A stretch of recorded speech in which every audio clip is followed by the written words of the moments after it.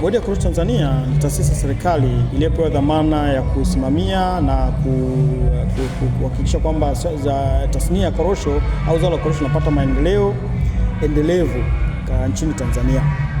Na katika kufanya hivyo, Bodi ya Korosho Tanzania inahakikisha kwamba kwanza kabisa sasa hivi lengo lililopo ni kuongeza idadi ya mikorosho na kuongeza tija ya korosho, kwa sababu katika msimu uliopita Bodi ya Korosho Tanzania au uzalishaji wa korosho nchini Tanzania uliongezeka na kufikia tani 618,018. Lakini katika kufanya kufikia uzalishaji huo ni jitihada kubwa sana za serikali ya Jamhuri ya Muungano wa Tanzania kupitia Bodi ya Korosho Tanzania.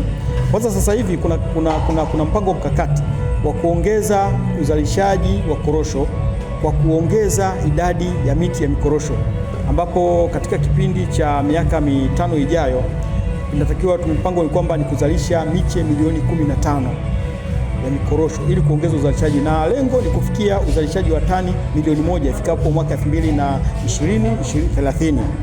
Na katika kufanya hivyo sasa, ukulima wa zao la korosho, lengo la serikali sio kuzalisha korosho kwa wingi tu kwa tija, isipokuwa ni kuzalisha korosho na kuzibangua.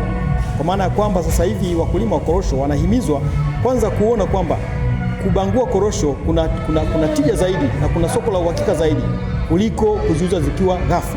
Kwa maana ya kwamba serikali kwa sasa hivi kwa kupitia Bodi ya Korosho ina mradi mkubwa wa uwekezaji wa viwanda vya korosho katika kongani la viwanda la korosho kule Mtwara katika kijiji cha Maranje, ambapo takriban ekari 1357 zimenunuliwa na wawekezaji kutoka nje wameanza kujenga viwanda vikubwa. Kuna wawekezaji takriban wawili ambao wameanza kujenga viwanda vya kubangua takriban tani 100,000 kwa kila kimoja, na wabanguaji wengine pia au wawekezaji wengine wanahamasishwa wao wanaonyesha nia ya kuja kuwekeza katika zao hili. Lakini kwa kufikia lengo la kufikia kwa sababu kwa lengo ni kwamba ifikapo mwaka 2020-30 matarajio ni kwamba 60% za korosho zinazozalishwa nchini zibanguliwe hapa nchini. Sasa kufikia lengo hilo katika hali ya kawaida ni sio rahisi kufikiwa kwa kuwa na viwanda vikubwa vya kuzalisha korosho kwa wingi, isipokuwa ni wakulima wenyewe kuona kwamba kuuza korosho zikiwa ghafi haiwapi thamani ambayo wanastahili. Maana yake kwa haraka ni kwamba kwa mkulima ambaye ana kilo 500 ya korosho, akiuza korosho kwa bei ya mwaka jana, kwa mfano katika mkoa wa Morogoro tuuza kwa shilingi 2,200, anapata takriban au anapata shilingi milioni 1,100,000. Lakini akizibangua korosho hizo kwa kipindi chochote anachotaka yeye kwa bei ya shilingi 28,000 kwa kilo. Sasa hivi korosho hapa ni shilingi 28,000 katika bandari ya Bodi ya Korosho. Kuna mbanguaji hapa ambaye ni mkulima, ni mbanguaji na anauza korosho ambayo ni finished product. Anapata kwa korosho hizo kilo 500 anapata shilingi milioni 3,500,000. Sasa utaona tofauti iliyokuwepo kwa maana ya kuongeza thamani katika mnyororo wa thamani ule. Anaipandisha thamani kutoka shilingi milioni 1,100,000 kwa kilo 500 akiziuza zikiwa hazijabanguliwa, na anafikia kupata shilingi milioni 3,500,000.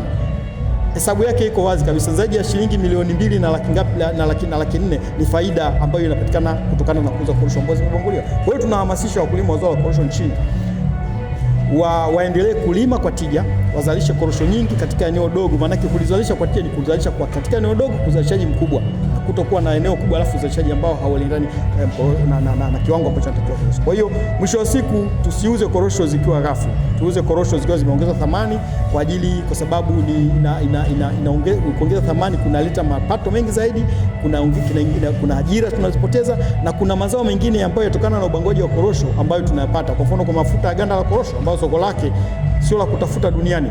Kuna nchi ambazo zinahitaji mafuta ganda la korosho kwa ajili ya shughuli mbalimbali za viwandani.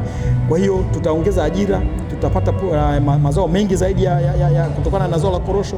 Na pia korosho zina faida nyingi mwilini. Zina virutubisho, protini na madini ya chuma, zinki, magnesium, potassium. Ni nzuri kwa afya kwa watoto, watu wazima, elderly people, na wakina mama, wajawazito na wagonjwa. Korosho ni afya. Tumeona kuna haja kubwa sana ya wakulima baada ya kuzalisha mazao yao, imeshauriwa zaidi vile waingie katika processing, kuyachakata ili kuyaongezea thamani ili waweze kupata faida kubwa zaidi.